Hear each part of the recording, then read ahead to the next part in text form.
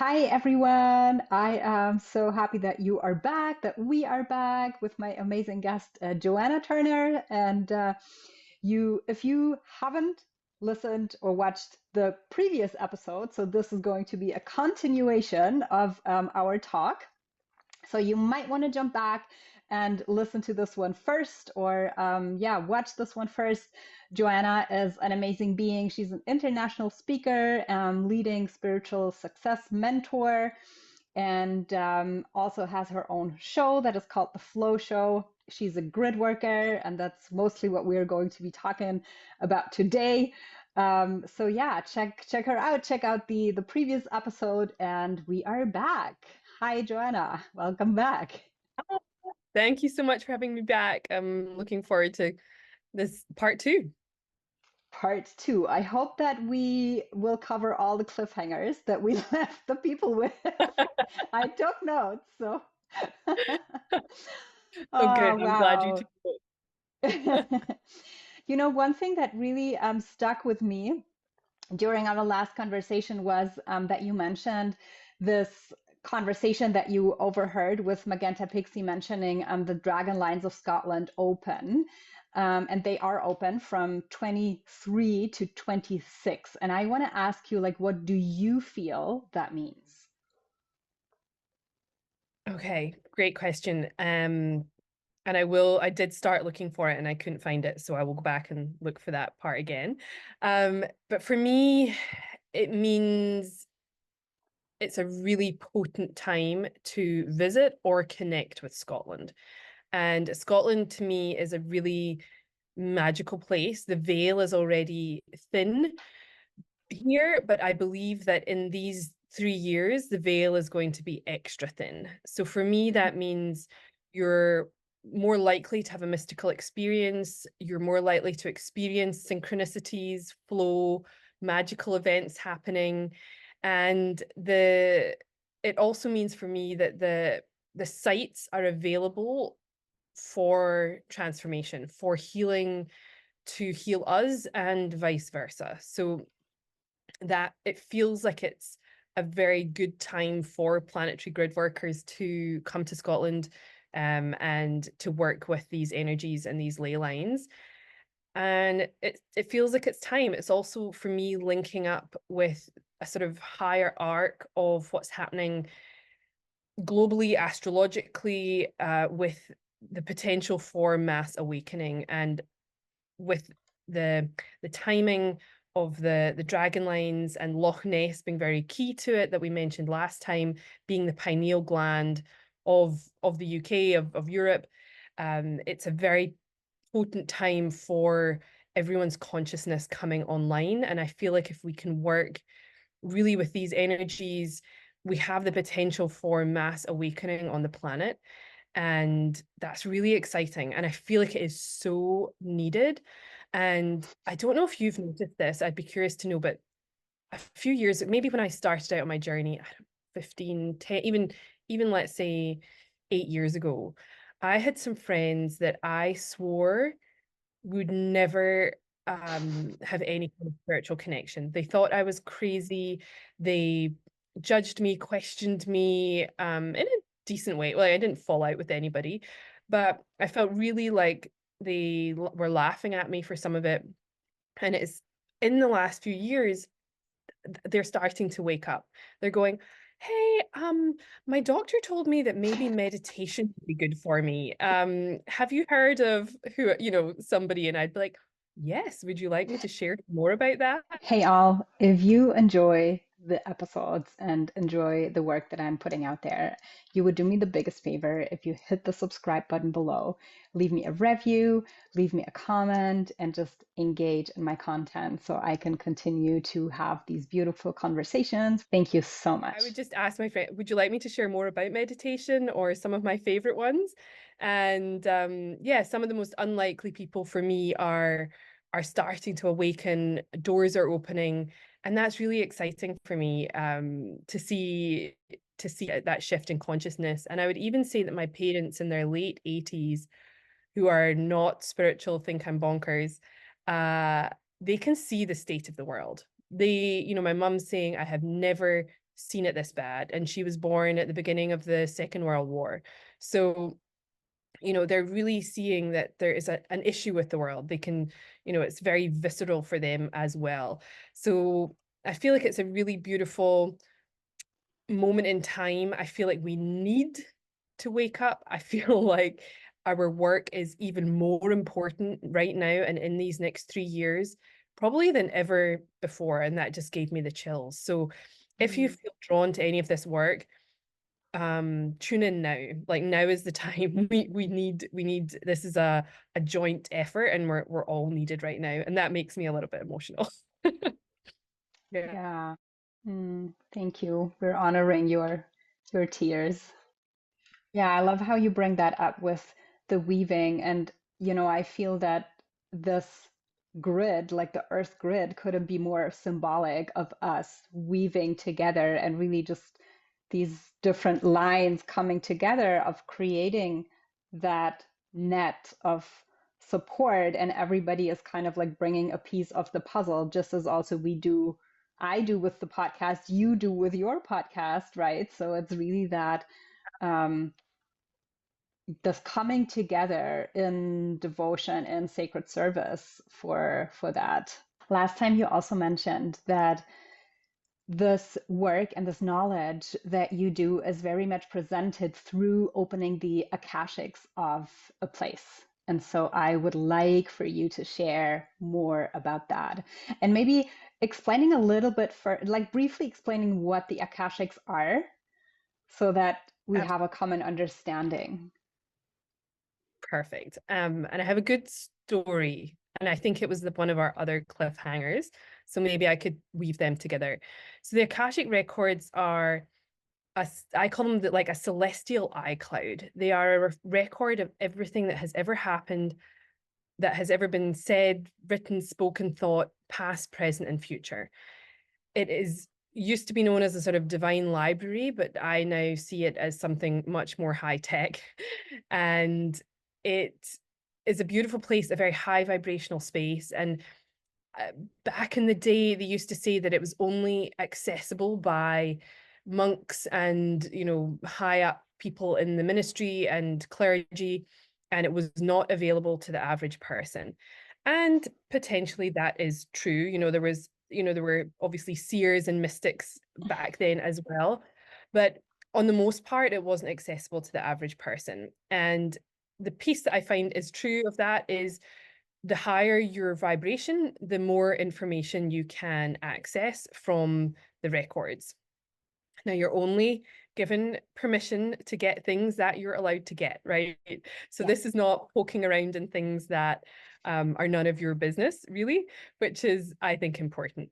But the cool thing is, it's not just humans that have an Akashic record. Your business has an Akashic record, your pets, bodies of water, countries, your town, and sacred sites. So that is, and even a tree would have an Akashic record, right? So it is not limited to humans, which I found just absolutely fascinating when I first started. And your house as well, right? So your Mm. home has a story and it plays it out with you as well. So I would say that is more getting into the feng shui realm of things, when you connect with the Akashic records and feng shui your home.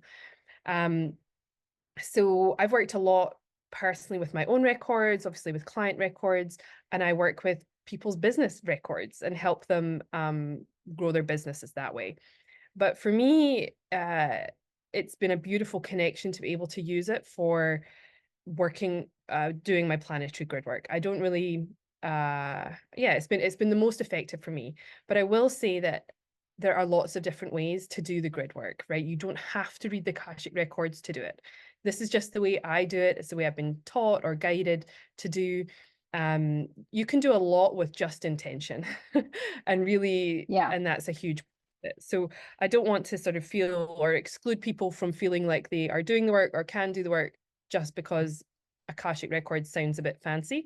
You can heal it with, you can do a lot with obviously crystals, with water, with sacred geometry. And really the Akashic Records for me brings all of that together. And what I love about it is we can see potentiality. So I wouldn't say it's a way that I read the future, but I can see potentiality. I would say up to about 80%, because at each choice point, you know, sliding doors, right? We always have, Mm, even though, do we have choice? Is it really, are we just guided to things? But I would say, you know, we can still choose to go left or right. And yeah. then the potentiality and the timelines play out from that point. And so we can kind of look sometimes at both directions. So if I was talking like for a person, I'd say, okay, if you do this, what might happen? And we can see the energies, Mm-hmm. look at the energies. And if we go, we look at the opposite decision, we can also see what might play out and the timelines of that as well. So that, but it's really the information is infinite and very exciting. And the beautiful thing about opening the Akashic record portal, very high vibrational, it's very healing. So you can often get I do a lot of timeline work with people, and obviously I've, you know, worked with so many people, and I think I know what their problem is, right? I've worked with a lot of people, I can pinpoint a lot of patterns, but when I open the Akashic records to help people, I can, they will come up with something and I'm like, oh, I didn't see that one.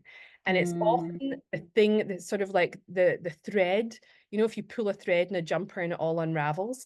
So it's often something that a thread that we can pull, and it's really the one issue that was underpinning a whole lot of issues or things yeah. going on in their lives. And it's a really nice way um to access something higher than me. It's sort of like Wow. seeing a bird's eye perspective. So I can Mm-hmm. see relationship dynamics and business dynamics from a completely different, if you'd just spoken to me and asked me, I would never have had that perspective on something. But with this beautiful bird's eye view, we can see, it's a bit like seeing all those connections. I can see them from a completely different, higher perspective. So Mm, I really love using it. And again, it's tapping into that wisdom that's beyond me. Like I think I know, but I like using them. It's just speeds things up and really lets us get to the bottom of things much faster.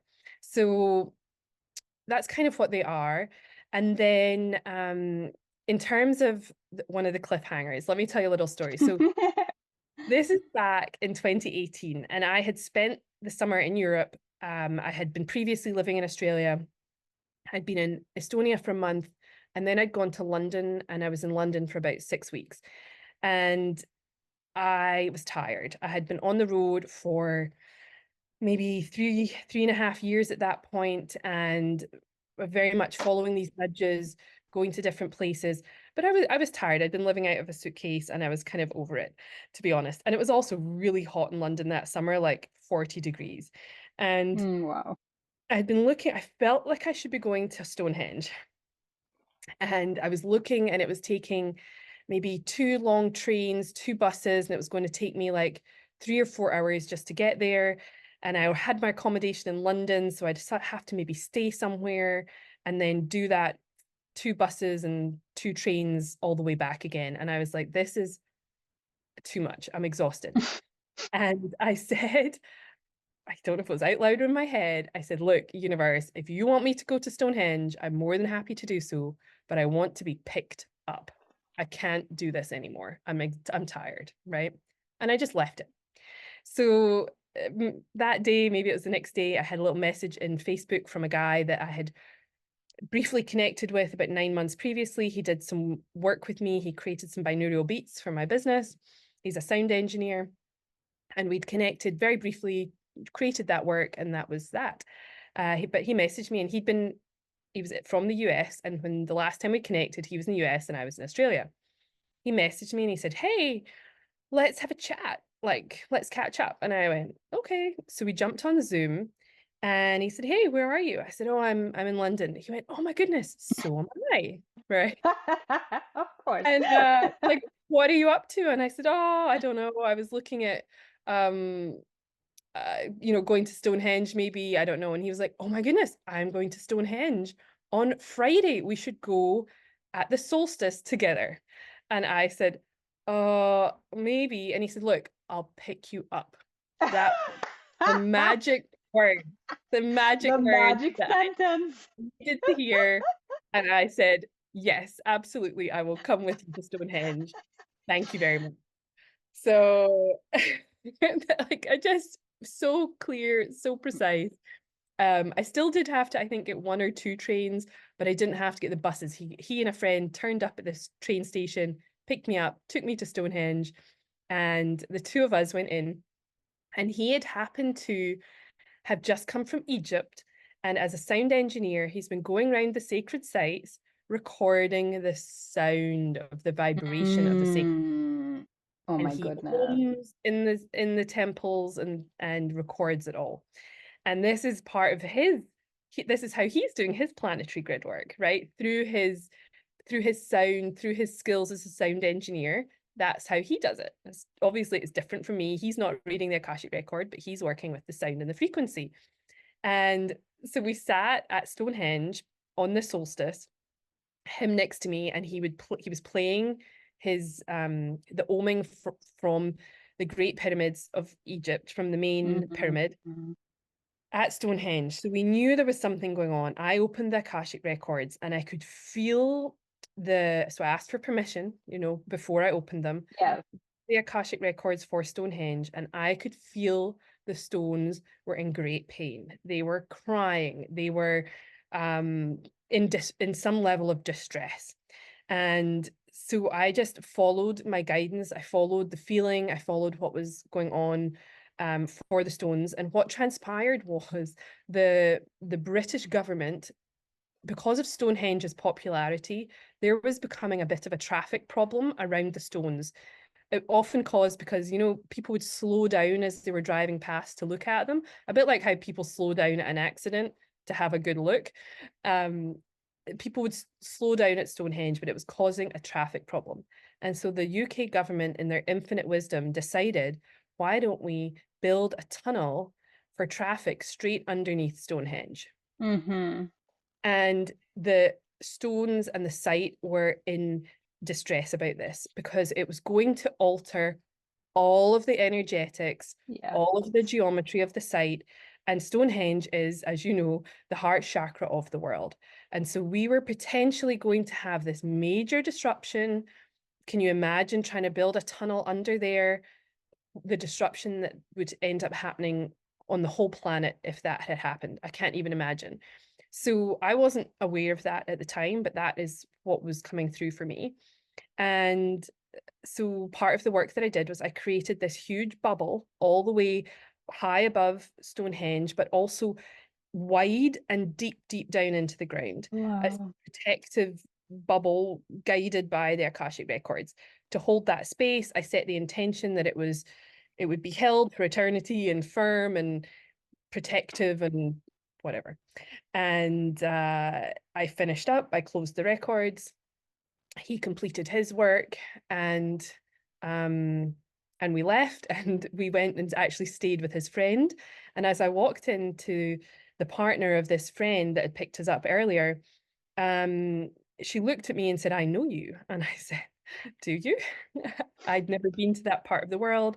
She said, we're friends on Facebook, we've done the same course. And I was like, oh wow. And this couple was so lovely. They hosted me. My friend was already staying with them. We had a beautiful meal. We got on like old friends. I stayed over, and in the next morning, they took me back to the train station, and off I went back to London. So it just felt so serendipitous, and I call that flow story, where all these pieces of the puzzle just link together so magically. And so obviously I left and I did some research on this road that they had been planning. And up until the last few months, they have had court injunction after court injunction. The government has been trying to do this and they keep I getting read blocked, about this. Yeah. they keep getting it thrown out. And then I think only in the last couple of months, now that was back in 2018, we're in 2024, um, they have finally been told you absolutely cannot have this tunnel underneath. So I think it's finally finished, I hope.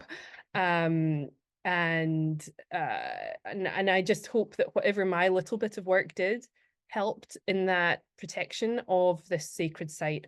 I presume that many, many, many other people have gone and done very similar things. Hmm. And my little piece of the puzzle hopefully just added a bit more to that piece. Um, and yeah, I'm just very grateful that my friend got the, had his antenna on, got the message, knew the phrase to say to get me to go there, and off I went to get my pickup. So, uh, Wow. but that's it. So maybe the universe is a travel planner as well as as all these other amazing. Completely. Well, if something is meant for you, then yeah, the universe will definitely conspire in the most auspicious ways to make anything possible. Wow, I love that story. And it's interesting that you say that because I actually do remember that not so long ago, maybe just a couple of weeks ago, I signed this one petition where, yeah, they were speaking of like even building a road right through it or something like that. So I will check this and potentially also link some things below so that yeah, and anyone who feels called to contribute to the protection of the this great monument in specific, please do so, whether in an energetic or any other way. Yes, please do. I mean, that's it. We're all just these tiny little pieces of the puzzle, and we all have our bit to play. So that's Yeah. brilliant. Well, thank you for explaining to us what that is, and I love because I was giggling a little bit because the way that I work is I work a lot with the what I call the deva of a place, which can be like a guide or a guardian, but it's basically also it can just be an entity, right? And your piece with the Akashics, just it's again like that weaving that comes together where then I feel inspired. Maybe, oh, okay, next time I want to, together with this Deva, we could also travel the Akashics of the place and just see if there's anything that, yeah, wants to be revealed for some work to be done. So thank you for sharing that. There was also another piece where you said it's all, about the surrender and the joy. And there was a thread also where you said, or you shared how you were led to these different places. And I would love for you to just, from your own experience, with these little stories that lead to these serendipitous moments, um, how do you feel? What can everybody bring to this grid work? And I feel that there is a lot of people who say who don't feel worthy of doing it or don't feel qualified doing it. So, what would you recommend? Oh, I definitely identify with that. Uh, I didn't think I was any of those things either, especially at the beginning. So I felt very almost like a fraud doing this work. I thought, who am I to do this? Am I qualified enough? And a bit like how I used to see people on Instagram claiming to be a priestess. And I was like, wow, how are they? Who told them that that was okay? Yeah. I was like, wow, like they must be How dare like you? extra so much better than me, and I mean it's terrible because it's putting somebody else on a pedestal and diminishing yourself, which is definitely not okay. And then I did realize that most of these people were just claiming it and owning it themselves and maybe had, not been given any kind of special permission to do so. Yeah. Um, and nothing is right or wrong or whatever. It's just everyone's on their own journey, and some feel more like they can claim X, Y, and Z. I don't know. So I would definitely say that's been a journey for me. And at the beginning I definitely didn't talk about it because I thought, again, who am I to talk about this? That it sort of overrode all of that.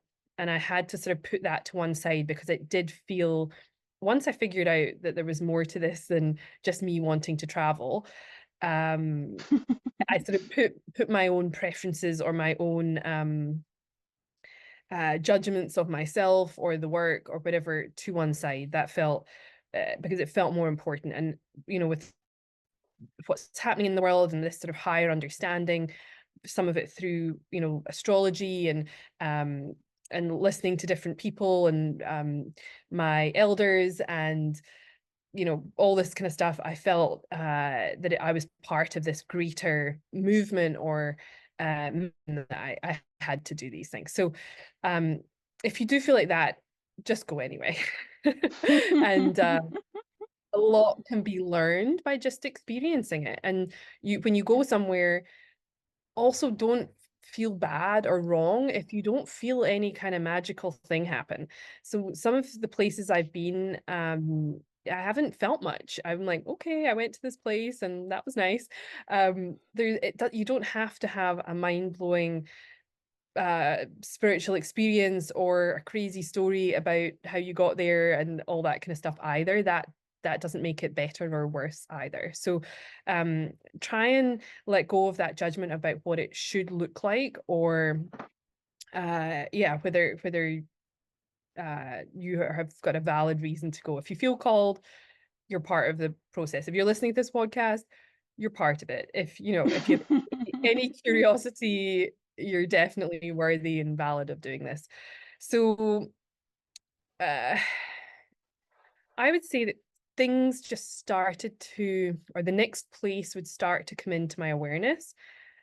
And I would say that the message would start to come, it would get mentioned. So I would hear it somewhere on a podcast, on an audiobook, in a paper book that I'm reading.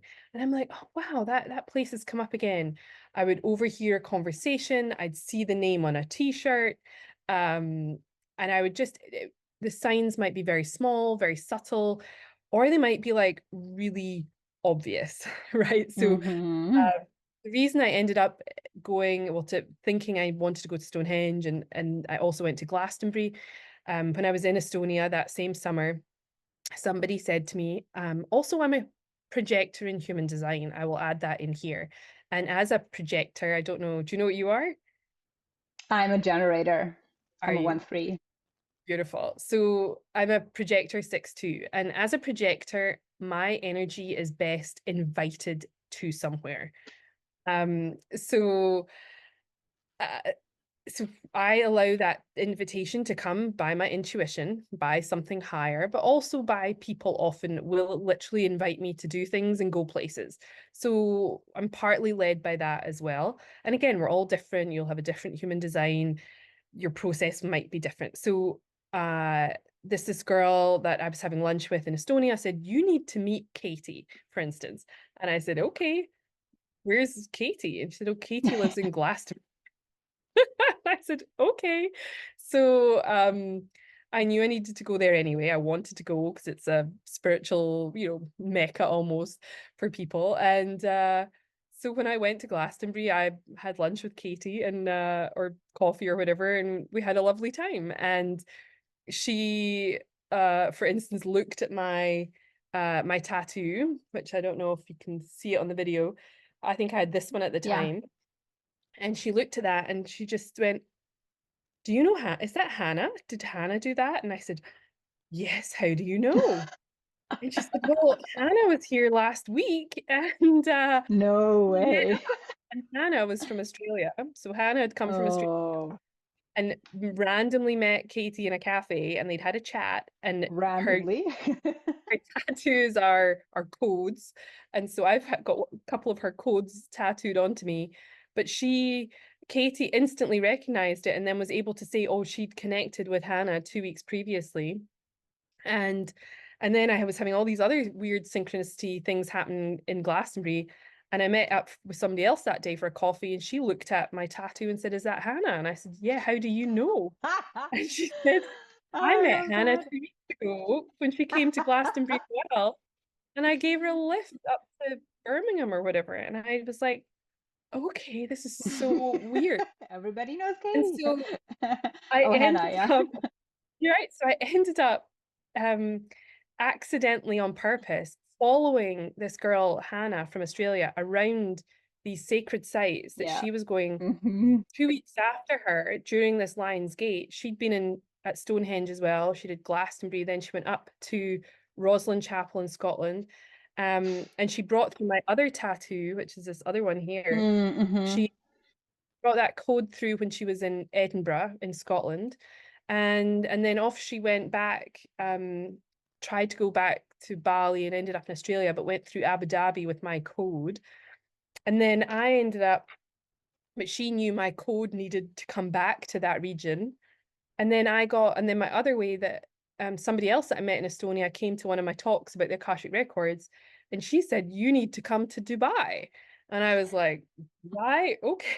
So I ended up getting invited to speak and run workshops in Dubai for 10 days. Oh, wow. So, and that turned into being another wild, crazy story. It depends how much time you've got. So, and that actually, I mean, the story ended up, I ended up working with a member of, accidentally working with a member of the Dubai royal family, and we healed the abundance lines linking Dubai and Egypt again.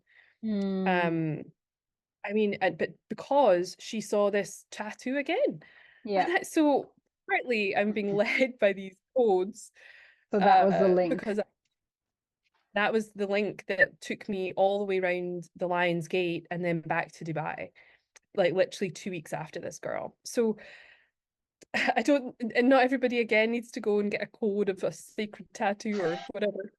But these things, yeah, so I start to notice the signs, and I follow and I trust the signs. So that work in Dubai was pretty magical. Then I went off to Bali and had more weird and wonderful things happening.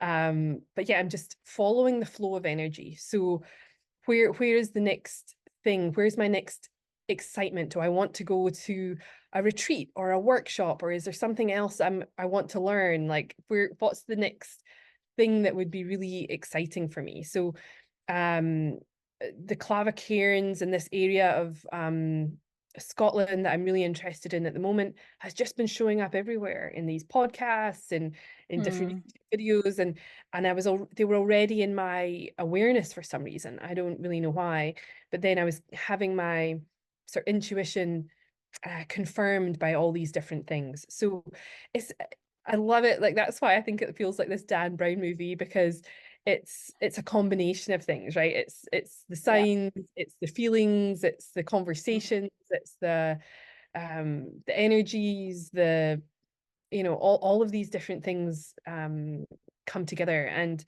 um yeah, it's just a really, it's the unexplainable. It It's is unexplainable, which makes it even more magical and beautiful. And sometimes we leave these conscious clues for others to retrieve. But just as you were speaking, I feel like, again, coming back to the weaving, it's always the same picture. Or sometimes I like to think of it as a light baton being passed around, and we might like literally brush people or brush with energies that were there before or that come after, and we just pick up that thread, we pick up the codes, and then we take them to another place.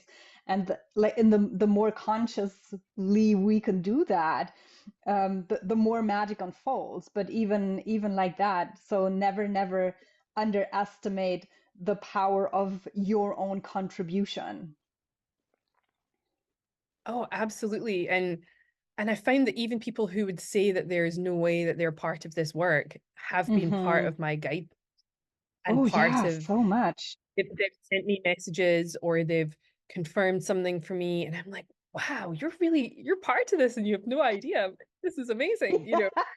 So I wouldn't, don't ever dismiss who the message is coming from or where it's coming from.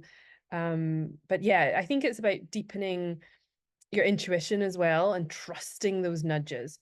So I've had clients before say to me, "Oh, I get these." I talk about divine downloads or taking inspired action, and like, "Oh, I get divine downloads all the time." And I was like, "Oh, amazing. Do you do anything about it?" Like, what are you doing? And she's like, "Oh no, I just ignore them." And I was like, Yes. these are kind Yeah. of intuition. Like, imagine you did trust those and follow them. And so yeah, I definitely think yeah, that trusting your intuition and trusting this guidance is and massive. And maybe if you're not trusting it or you're not hearing it, then that's where you start. You start by reconnecting with yourself and healing the disconnect you might have with whatever your higher power is. Um, and so that might be what you need to look at first. Uh, Hmm. I've obviously done, and I'm sure you have as well, so much healing work. I used to be so disconnected. I used to joke that I was chopped off at my neck. I know that's not like a joke, but I couldn't feel my body. Like my head and my body were not connected, right? Energetically. I was lived in my head, I lived in my masculine, and a lot of the work that I have had to do, very uncomfortable, very uh awkward, weird healing has all been about me reconnecting with my body, reconnecting with the feminine part of me, awakening my spiritual knowingness, which I had shut down in my childhood, in past lives even. So I didn't have access to this awareness without doing some pretty major Hmm. uh, healing and reconnecting work. I was an accountant. That's what I used to be an accountant, which is so On the funny to Outer me. Hebrides. Yeah, exactly. I mean, it seems so weird and wonderful, but I was if you had suggested that I followed my intuition or listened to my body or whatever, I would have just looked at you like you had six heads and told you that was not going to happen. So I think that if you're curious but you feel like you're not hearing it or not connected to something, then I would maybe start there. And if I was going to start there, I would say follow again what modalities or things interest you, right? It might Hmm. again, we're all different. So it might be for you, it's somebody is for my friend who's, you know, the sound engineer, maybe it's sound healing. So that's beautiful. You don't have to do anything. You just lie there. It's wonderful. You don't Yep. does it for you, right? So maybe that's your access point. Maybe you feel maybe you want to learn Reiki, maybe the Akashic records, maybe you get into I loved EFT tapping when I first started. So there are so many different ways to heal and to, you know, maybe it's going for some acupuncture. There are so many different access points. And I would say do what lights you up. It could be dance, it could be yoga, it could be whatever it is, right? There's a million Yeah. different things. If you're not quite sure, I would start with whatever that thing is that's calling you, that you're curious about, that um yeah, that is the next breadcrumb, and that will then lead you to the next thing, and it might connect you with the right person. So I went very quickly, I'll tell you this last, I went to a solstice ceremony on the weekend, on Thursday, and it was a new group of women. Again, somebody else had connected me with one of the leaders, and I went and I had these connections with each of these women, weird wonderful things. They knew my cousin, they knew my dad's cousin. um all these weird connections with these women, and then four out of the six of us were grid workers, and we were looking at each other like, "Are you are?" It was almost like a whisper. It was almost like, are you Yeah. You doing it really too? one of us? Okay, okay, great. And but it was almost like that. They were like they're kind of sussing me out. They're like, I don't know who this chick is. She's new. Like, what's she gonna think? And and then when I shared, and the lady was like one of these beautiful women, she was like, Ayrshire, which is the area of Scotland I'm in, she's like, this is a sacred area. Like, you don't even realize. And I was like, I don't. I'm getting chills talking about it. And she said, oh, you think Loch Ness is a pineal gland? She's like, what do you think Ayrshire is? And I said, I have no idea. And she said, it is the kidneys. And I said, what? Oh, wow. We are in this area. She's like, it's all about filtering out the toxic stuff from the water. The And water. I was like, oh, my little like my little like antenna was going off, and I was like, I've never heard this before. This is so exciting. And so she gave me some secret coordinates to a very ancient healing site that I must go to, and Amazing. I'm looking forward to. And this water thing has been coming up loads. And I've always known the water is important, but I didn't really understand how. And now I feel like there's, again, all these different like little nuggets and pieces of the puzzle coming to me about the water. And so Hmm. again, I'm just following, I'm learning and I'm following, and then I get some other new bit of information and I'm like, ooh, where's this taking me? What's next? What's my next piece of the puzzle? So that's where we're at now. So oh, and this the other lady was like, oh, like London City is the ovaries of London, of the UK. Oh, wow. And Okay. I was like, really? Okay. So Let's we were do just some serious womb work. right. I was like, oh, of course it is. Of course it is. So yeah, it was just, and I love that I needed those pieces of information from those beautiful women, and um yeah, I'll just see what unfolds. And the four of us have all been doing a lot of our work alone, and I feel like this Oh, next that's beautiful. this next piece is Coming us coming together. to do the Yeah. work together. Um, Yes. this next era is all about collaboration, connection, Yes. community, and it does feel a bit lonely going and doing all this work and traveling to the middle of nowhere to your sacred site to sit and and it's exciting, but it's so, I feel, and there's more power, right? The four of us, I was like, Oh, there whoa, is uh, so much power. Yeah. power in a four, and I was like, oh, okay, girls, like, what's next? So, um, The and four musketeers. so, who knows? I have no idea where that will take us. Maybe nothing, um, but I just love these little nuggets, little little pieces of the puzzle for me. Yeah. Yeah. The grail hunt.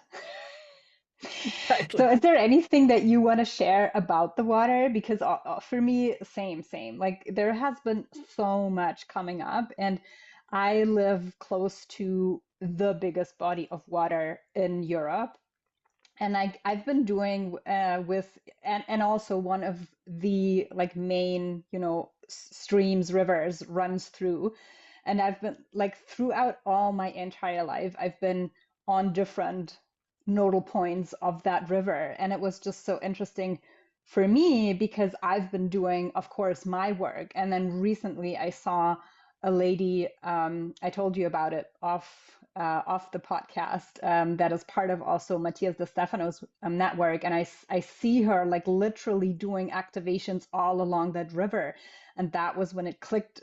So many things like clicked in place for me, and we also kind of said it, so it's good to have that validation, but it's also good to like know, oh, I'm not doing this alone, like somebody else is doing it. And that's where it gets even more exciting, I find. So tell us about, yeah, what have you found about the water? Like, why is this so important Well, in I just this wanted to work? mention the glass that I have here, it literally says respect the water. I don't know if you can see. Ah, yay. So it's just the glass I use. I wasn't like consciously choosing it, but anyway, it says respect the water.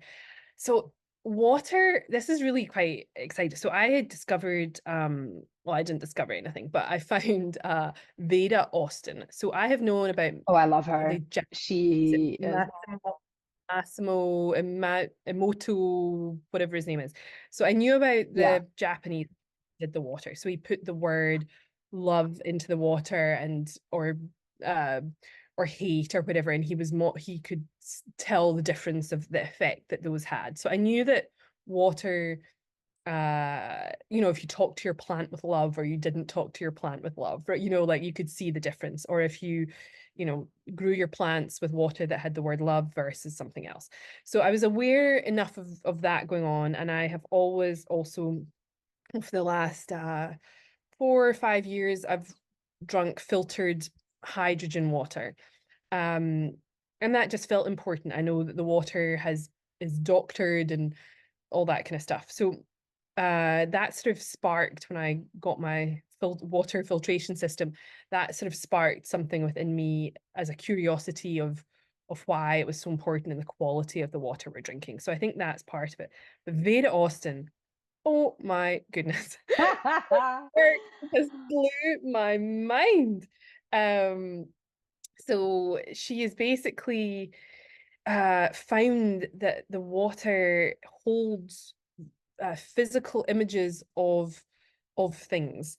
So from I would highly recommend checking her out on Facebook or getting one of her books, or she's all over the place. But you've got to see this physically. So she basically takes very shallow amount, a little tiny bit of water in petri dishes, and introduces either a thought, an intention, or an image, or something physically into that tiny little, very thin thing of water. So, for instance, somebody was doing it. People do this at home. You can do this at home as well. And so they introduce the image and then they flash freeze it. And then quite quickly they take it out and look to see what image the ice is freezing in. So it's her special method of doing it. I don't know exactly. I haven't done it myself, but people have sort of dunked their baby's foot into this water. Mm-hmm. The image that comes out is a perfect little baby's foot. Like you couldn't mistake it for anything else. And she's done it with images of, there was one recently, it was a walrus or a peacock feather or or words or things like this, and they are this direct representation frozen in the water. And I mean it's just blowing my mind. And the water is ancient. The water holds this ancient Mm-hmm. memory. And if you think about it, it's kind of gross though, but I always thought the only way it's sort of filtered through, if you're in the like London city, for instance, the water that you pee out will come back through your taps that you're supposed to drink at some point. It is very low quality, not great water. But in a sense, it's in a, if you want to imagine this, it's like it's a closed system, right? It's the water is looping back around again, which Yeah. sounds really gross. But on the bigger sort of macrocosm on our earth, the water is recycling itself. So the water has been Yeah. here for a very long time, right? It goes into the ocean, then it evaporates up into the clouds, and then it comes back down again through the rivers and through us and through our drinking water. And so we are being constantly coded with the information and the memories that are stored in this water. And one of Veda's recent sort of awarenesses or questions was, if the water is holding all of this memory and information, is it the actual storage source of the Akashic records? Hmm. Oh, because I That's always a big question. right? I always thought it was in ethers, right? Like it's the name of Yeah. comes from the word the ethers, like the nothingness, the space in between. And I've always thought that that's where the information was held and the space in between. But maybe it's not. Maybe it's in the water. So yeah, so there's memory, there's information in the water. And literally on my list of things that I've been thinking about is I want to get a new glass. I know this one says respect the water, but I want to get a glass and put intentions on specific Oh, intentions I for love myself that. onto Yeah. my water drinking glass. I also have like on my water filtration system, I have a flower of life sticker symbol, a bit like Oh, this. I have the coasters. I love it. Yeah, Yeah. so that's another way exactly. If you can put the symbol, if you sit your glass of water on the symbol or near the symbol, so I have it on my system, the flower of water, the flower of life. So my water is being infused with the energy of the flower of life. And yeah, so I'm like a newbie. I'm like so excited. She's also coming to Scotland, interestingly. She's from New Zealand. Oh, wow. Coming I think it's early October. She's doing a book tour, and she's basically going right to the center of Scotland to do this book tour. So we'll see. I'm hoping that I can make it. It's quite far from my house, but I can feel There's something some there. tangles. There's something being all tangled up in that. It might need Yeah, untangled. So yeah, um, I definitely don't have all the answers about water, but it is fascinating and exciting, and we'll see what the next thing is with the water. Also, interestingly, uh, well, I'm sure you of course know this, but the governments, the powers that don't want us to awaken, poison the water, right? Literally, that's how they affect us all when they, they want to mess with things. So by putting, say, fluoride in the water, it's actually, if you dig down far enough, it's got nothing to do with helping your teeth. It actually makes your teeth worse. I know that will melt some people's brains and I might lose them at that point. But if you do your research, not on Google, that you can get far enough back that the fluoride has not got anything to do with your teeth. It's actually to dull us down, and it was done in wartime, just sort of lower and suppress people and calcify our pineal glands even yeah. more. So this is part of the awakening. I use a fluoride-free toothpaste, filter my water for the fluoride. And although I don't think we have it in Scotland. We have pretty decent water here in Scotland. It's not as bad as London, that's for sure. But I would still filter it. My parents are actually offended that I filter with my Scottish water because they think it's so good. They're like, you have the best water in the world. And I'm like, perhaps, but I'm still gonna filter it. And yeah, I'm still gonna filter it. Pause. Here's the fun piece that Yeah. links back to the kidneys quickly. If you don't filter your water, your kidneys have to do it, right? Well, I think there's going to be such an interesting link for you also, now knowing that your area is the kidneys, so that there's definitely a lot to be explored for you with the filtering of the water in a natural way by the land. So I'm excited what you will find there. Yeah. So yeah, I have no idea. So that's we'll see what happens. Wow, amazing. Yeah, thank you for mentioning Veda and thank you for sharing her brilliant work. I feel that the it's important also, and I just want to reiterate that for everybody who is listening and watching, to really do some research on also the water, like your local natural water resources where you're getting the water from and how this is being filtered, and then deciding whether you want to like give it an extra layer, because this is really really super powerful, and it's easy magical work that you could do. So I hope that we have gone into all the cliffhangers that we left everybody with last time. Is there any final piece that you want to share with the audience? Mm, no, I think just if you feel any nudge or call, just go with it. Let it take you on an adventure. Treat it as an adventure. No pressure. Doesn't have to be a big deal. Just go and see what happens. Yeah. Enjoy, enjoy, enjoy. Well, thank you, Joanna. It's been such a joy and a pleasure to explore further with you, and I can't wait. I know that there is going to be a lot more, but for now, we'll just leave it here. So, thanks to you, and also thank you for everybody who tuned in again, listened in again, and we'll see you next time. Thank you.